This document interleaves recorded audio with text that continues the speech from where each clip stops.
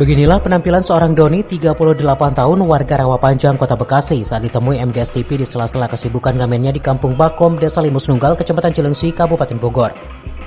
Demi untuk mencukupi biaya hidupnya sehari-hari, Doni, seorang ayah dari 2 orang anak hasil pernikahan dengan istri tercintanya, rela keliling kampung berharap pemberian orang dari penampilan bermain musik sebagai badut pengamen. Bahkan ia rela jalan kaki berkilo-kilo demi uang recehan yang ia kumpulkan dalam satu hari tidak lebih dari Rp50.000 banyaknya. Hal ini dilakukan sejak berhenti menjadi seorang security perusahaan di daerah Bekasi karena menjadi korban PHK karena perusahaan tempat kerjanya pindah ke wilayah lain. Kesulitan dalam mencari nafkah sehari-hari yang ia rasakan saat ini tidak ingin jatuh ke kedua anak tercintanya.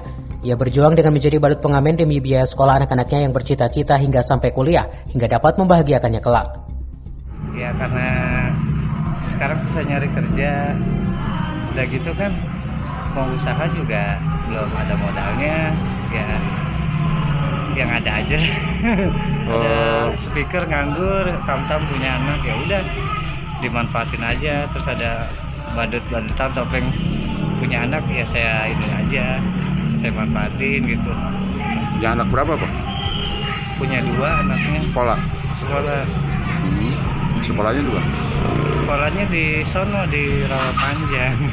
Di Rawapanjang, Bekasi berarti ya? Iya. Sehari dapat penghasilan berapa? Nggak tentu, Pak.